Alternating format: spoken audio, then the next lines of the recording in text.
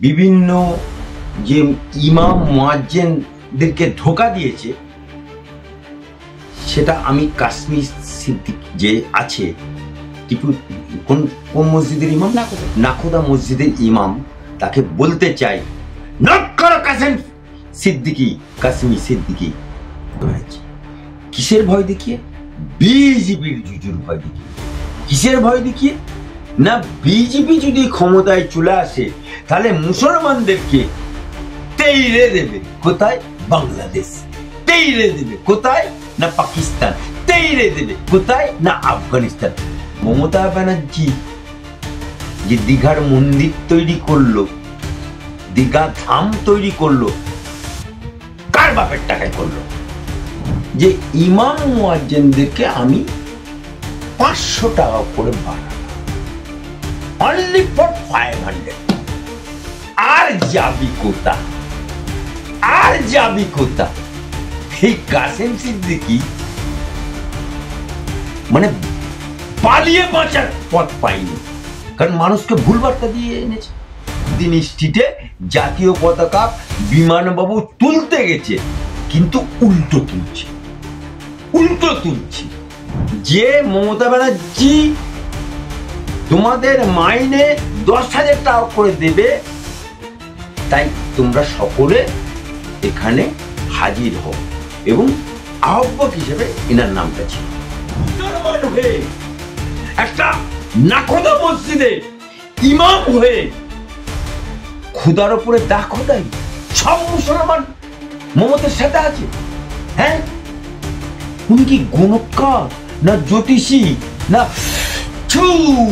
সব মুসলমান মমতার কাছে চলে আয় হ্যাঁ ওনার ফুদিলেই হয়ে যাবে নাকি আমার ইমাম রে ওরে আমার কাশ্মীরে নিজের বইয়ের মুখে ভাত তেলা দেওয়ার জন্য মমতা বাবুর কাছে হাত পাততে হয় ইমাম ভাতা তার আবার বড় বড় কথা আমি যদি ক্ষমতায় আসি মমতা ব্যানার্জি যদি ক্ষমতায় আসে তাহলে মুসলমানদের এই দুর্দিন দেখতে হবে সবাই করে কমবে খেতে পারবে সবাই চাকরি পাবে সবাই ব্যবসা পাবে মুসলমানদের সাচার কমিটির রিপোর্ট আমি পূর্ণাঙ্গ বাস্তবে রূপ দেব মমতা বাবু মমতা খালা আমার কথার জবাব দেবে সাচার কমিটির রিপোর্ট কোথায় গেল কটা বাস্তবে রূপ দিয়েছো 10,000 মাদ্রাসা তোমার প্রতিশ্রুতি কোথায় গেল উল্টে মারছে মুসলমান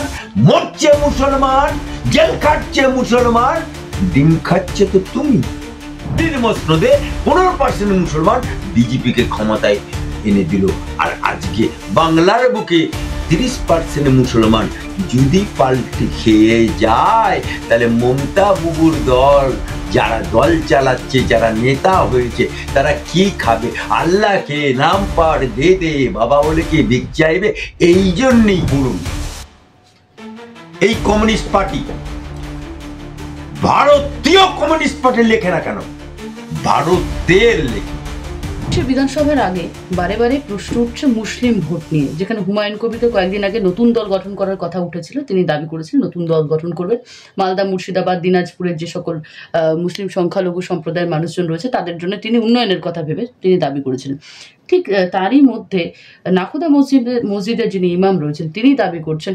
100% মুসলিমই মমতা বন্দ্যোপাধ্যায়ের সঙ্গে রয়েছেন বা মমতা বন্দ্যোপাধ্যায়কে ভোট দেবেন কি বলবেন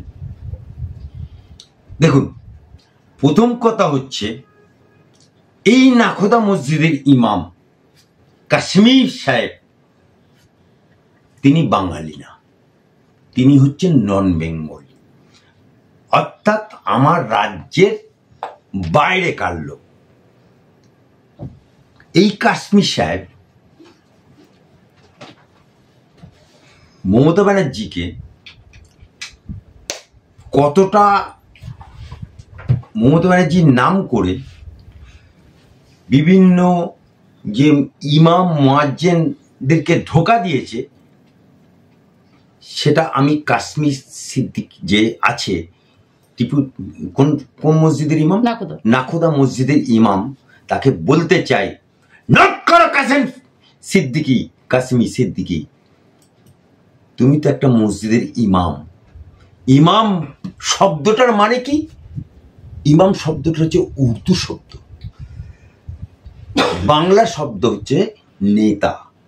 নেতা অর্থাৎ ইমাম যেভাবে নামাজ পড়বে মুসল্লিরা ঠিক একইভাবে নামাজ পড়বে। কিন্তু তিনি ইমাম মুয়াজ্জিনদেরকে ডাক দিয়েছিল যে মমতা ব্যানার্জি তোমাদের মাইনে 10,000 টাকা করে দেবে, তাই তোমরা সকলে এখানে হাজির হও। এবং আহ্বায়ক হিসেবে এনার নামটা ছিল, এবং সেই সভাতে উপস্থিত থাকবেন মমতা ব্যানার্জি, তিনি ঘোষণা করবেন। এবং প্রত্যেককে এটাও বলা হয়েছিল যে প্রত্যেককে বিরিয়ানি খাওয়ানো। বুঝে দেখুন, এনার ডাকে সেদিনকে সবাই এসছিল, গ্রাম বাংলা থেকে ইমাম মুয়াজ্জিন সবাই এসছিল। মমতা ব্যানার্জি ঘোষণা করে দেবে আমাদের টাকা বাড়াবে 2,000 থেকে 10,000, মুয়াজ্জিন যারা আজান দেয় তাদের 8,000। গত খুশি অবস্থায় চলে এলো, পুরো স্টেডিয়াম ভর্তি করে দিল। যারা ইমাম না তারাও এসে হাজির হলো, যারা মুয়াজ্জিন না তারাও এসে হাজির হলো। মমতা আসছে মানে পুরো স্টেডিয়ামটা মোচো মানে ভর্তি, কানাই পূর্ণ। মমতা ব্যানার্জি কি বলল যে ইমাম মুয়াজ্জিনদেরকে আমি 500 টাকা করে বাড়ালাম, অনলি ফর 500। আর যাবি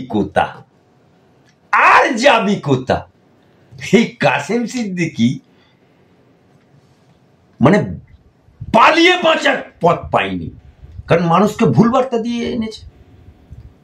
কে বীরভূম থেকে এসছে, কে নদিয়া থেকে এসছে, কে মালদা থেকে এসছে, কে দিনাজপুর থেকে এসছে, গাড়ি নিয়ে বাঁচাও সাধু বাবা বলে ছুটতে পেইলেন, ওনাকে আর টিকি দেখা গেল না।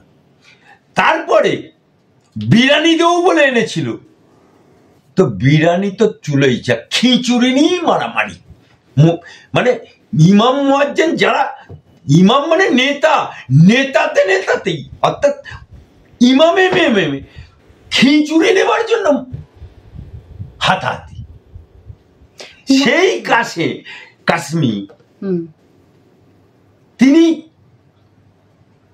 আমার খোদা বলছে, আমার নবী বলছে যে আল্লাহর বিনা হুকুমে গাছের পাতা নড়ে না, আল্লাহর বিনা হুকুমে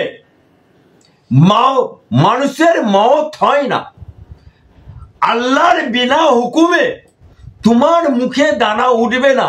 এই জন্যই বলে দানে দানে মে লিখা রাখতা হ্যায় খানে वाले का नाम।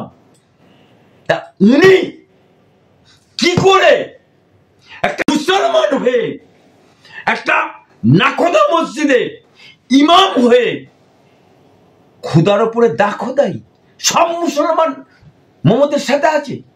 হ্যাঁ, উনি কি গুণকার না জ্যোতিষী না সব মুসলমান মমতার কাছে চলে আয়? হ্যাঁ, ওনার ফু দিলেই হয়ে যাবে নাকি?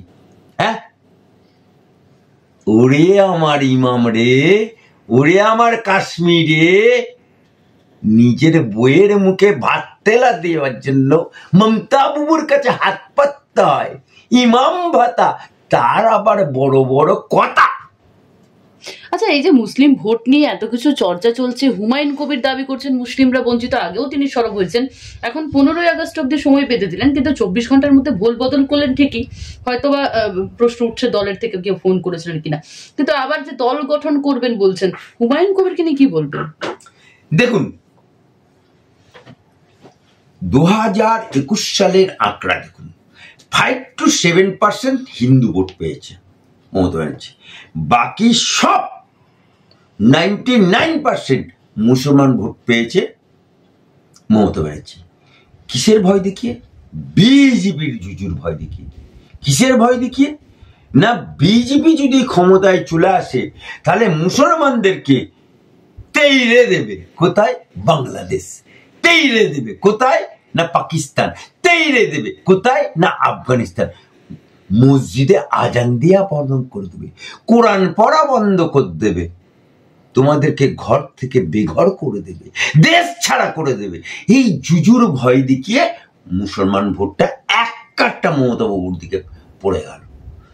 আর মুসলমানদের একটা নীতি আছে, যখন যেদিকে ভোট দেয় কই মাছের মতো, কইয়ের ঝাঁকের মতো, কই মাছ দেখবেন একটা যেদিকে যাচ্ছে সব কইয়ের দল সেই রকম কই মাছের মতো মুসলমান ভোট একদিকে পড়ে যায়। মানে সংখ্যালঘু বা মুসলমানদের কোন রকম কোন স্ট্যান্ড পয়েন্ট নেই বলছেন রাজনীতির দিক থেকে? Let me finish. আজকে সেই যে 21 সালের মুসলমান ভোটে জিতে আজকে 25 সাল হয়ে গেল। নোট করে মমতা ব্যানার্জি, মমতা খালা, মমতা আপা, মমতা বুবু, মমতা বেগম ওরফে মমতা ব্যানার্জি, অভিষেকের মা, ও সরি ওনার বিয়ে হয়নি, ও অভিষেকের পিসি, তুমি যে মুসলমানদেরকে বলেছিলে সাজার কমিটির রিপোর্ট, মায়েরা, বউরা, খালারা, আপারা, জানারা, দেখুন বামফ্রন্টের আমলে 1.5% চাকরি, মুসলমানদের কি অবস্থা। আমি যদি ক্ষমতায় আসি আমি 10,000 মাদ্রাসা করে দেবো। আমি যদি ক্ষমতায় আসি, মমতা ব্যানার্জি যদি ক্ষমতায় আসে, তাহলে মুসলমানদের এই দুর্দিন দেখতে হবে না। সবাই করে কমে খেতে পারবে, সবাই চাকরি পাবে, সবাই ব্যবসা পাবে। মুসলমানদের সাচার কমিটির রিপোর্ট আমি পূর্ণাঙ্গ বাস্তবে রূপ দেব। মমতা বুবু, মমতা খালা, আমি অ্যাডভোকেট আলী আফজল চাঁদ বলছি, এক বাপের পয়দা হও, এক বাপের যদি তুমি মেয়ে হও, তাহলে আমার কথার জবাব দেবে। সাচার কমিটির রিপোর্ট কোথায় গেল? কটা বাস্তবে রূপ দিয়েছো? 10,000 মাদ্রাসা তোমার প্রতিশ্রুতি কোথায় গেল? উল্টে মারছে মুসলমান, মরছে মুসলমান, জেল খাটছে মুসলমান, ডিম খাচ্ছে তো তুমি। হ্যাঁ, লজ্জা করে না? বেহা নির্লজ্জ মুসলমানদেরকে নিয়ে রাজনীতি এখন সবাই নেমেছে। 1 পো দুধে 7 পো পানি, তবু দুধে টানা টানি। তাই এখন একবার বলছে হুমায়ুন কবির আমি দল করব, আবার কাশ্মীর সে বলছে সব মুসলমান মমতার দিকে আছে, আবার ওদিকে তোহা সিদ্দিকি বলছে আমার ভাইপো এবার জিতবে। মানে বিষ না এইটুকু, বিষ না এইটুকু, চাদর ধরে সবাই টানাটানি করছে, সবাই টানাটানি করছে। ওগো মোর খালা গো আমার দিকে এসো, ওগো আমার বুবু গো আমার দিকে এসো, ওগো আমার চাচি গো আমার দিকে এসো। কিন্তু বাংলার মুসলমানরা আজকে জেগেছে, বাংলার সনাতনীরা জেগেছে।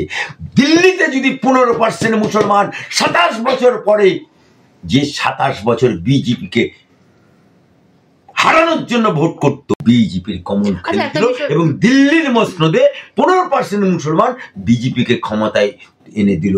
আর আজকে বাংলার বুকে 30% মুসলমান যদি পাল্টে খেয়ে যায়, তাহলে মমতা বুবুর দল, যারা দল চালাচ্ছে, যারা নেতা হয়েছে, তারা কি খাবে?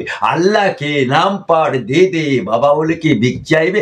এই জন্যই হুমায়ুন একটা সুশ্রুতি দিচ্ছে, তোহা একটা সুশ্রুতি দিচ্ছে, নওশাদ সিদ্দিকী মৌলবাদের দল সে একটা সুশ্রুতি দিচ্ছে, কাশ্মীর একটা সুশ্রুতি দিচ্ছে। এরপরও আরো কত মনার বাপকে দেখতে পাবেন। আচ্ছা, একটা কথা, যে বিষয়টা হচ্ছে যে বারে বারে বলা হয়েছিল যে তৃণমূলের তরফ থেকে যে বিজেপি হচ্ছে মুসলিম বিরোধী একটি দল। প্রধানমন্ত্রী কয়েকদিন আগে এসেছিলেন দুর্গাপুরে এবং সেখানে এসে আগে জয় শ্রীরাম ধ্বনি শোনা যেত, এখন কিন্তু কালী দুর্গার প্রীতি শোনা যাচ্ছে। এবং সেই জায়গায় দাঁড়িয়ে মুখ্যমন্ত্রী জগন্নাথ মন্দির করলেন, মুখ্যমন্ত্রীর মুখ থেকে শোনা গেল দুর্গাঙ্গনের কথা। কোথাও গিয়ে কি মুসলিমদের জন্য মসজিদ বা মুসলিমদের জন্য কেউ ভাবতে চাইছে না?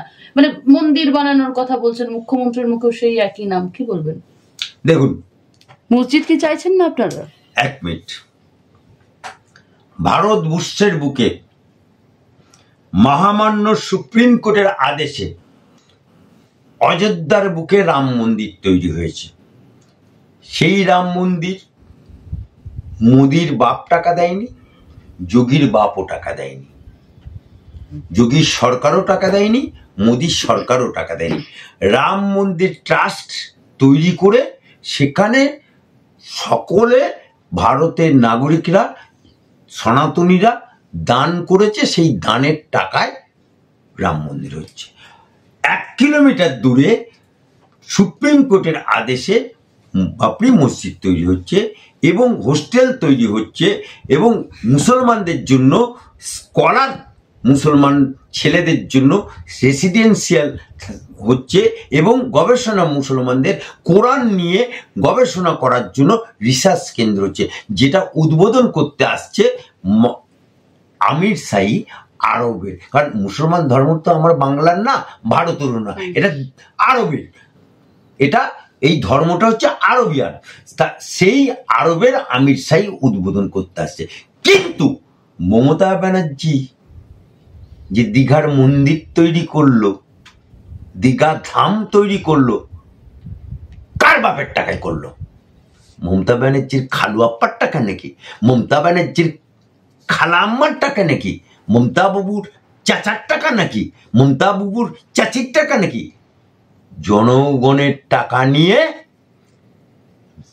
সরকারের টাকাতে না মন্দির করা যায়, না মসজিদ করা যায়, না গির্জা করা যায়। তাই সরকারি টাকায় মন্দির করা যায় না। এই কারণেই আমার আদালতে মামলা হয়েছে। আর আজ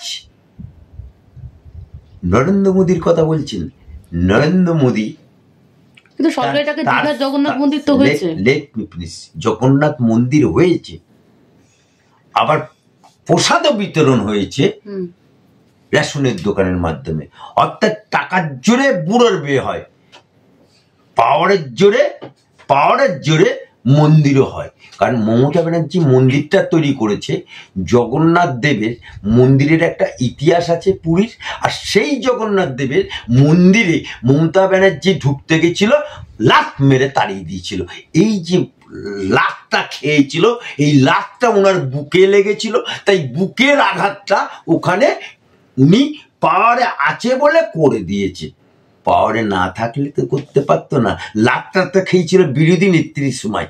কারণ মমতা ব্যানার্জিকে পুরীর জগন্নাথ দেবের মন্দির উনাকে ব্রাহ্মণের কন্যা বলে মনেই করে না। কারণ মমতা ব্যানার্জি ক্ষমতায় আসার পরে এই বিভিন্ন আমাদের যে রেড রুটে নামাজ হয়, এরকম করে অন্য একটা মাথায় চড়ি আল্লাহু আমিন, আল্লাহু আকবার বলতে দেখা দিয়েছে।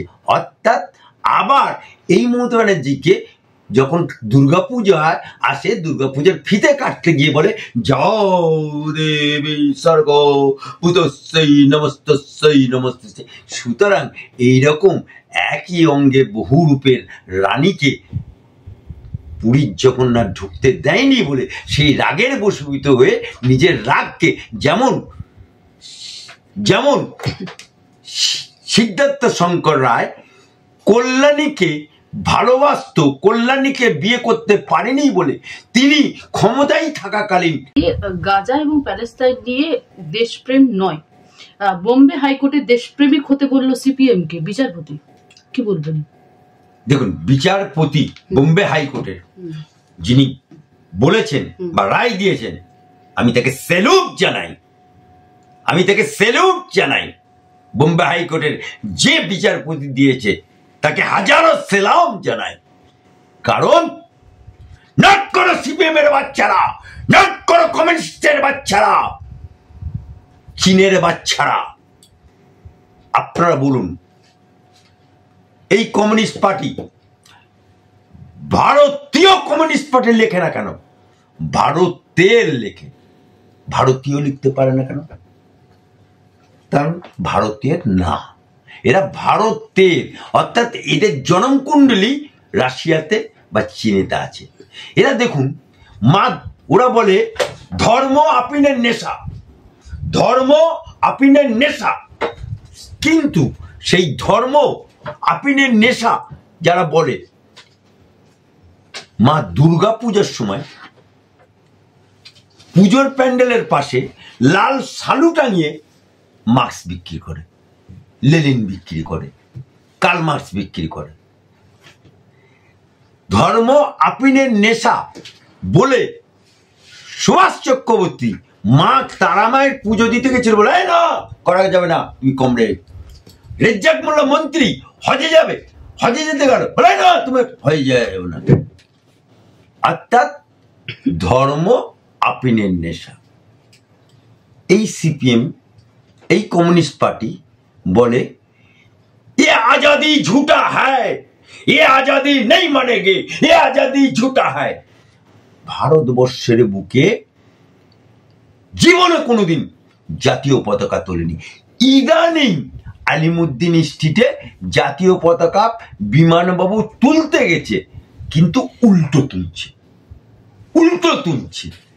তা সেই পার্টি ভারতীয় হতে পারে না, সেই পার্টি ভারতের রসায়নও বোঝে না, তাদের ডিএনএতেও ভারতীয়ত্ব নেই। তাই যে জজ সাহেব দিয়েছে বিচারককে, ভারতবর্ষের একজন উকিল হিসাবে, মহামান্য হাইকোর্টের, ক্যালকাটা হাইকোর্টের উকিল হিসাবে তাকে স্যালুট জানাচ্ছি, যে যেমন লাক্ষর পার্টি তেমন লাখ মেরেছে। কিন্তু এখানে তো বাম নেতা পাশাপাশি আইনজীবী সায়ন ব্যানার্জি দাবি করছেন বিচারপতির কি রাজনীতি দেখতে পাচ্ছেন?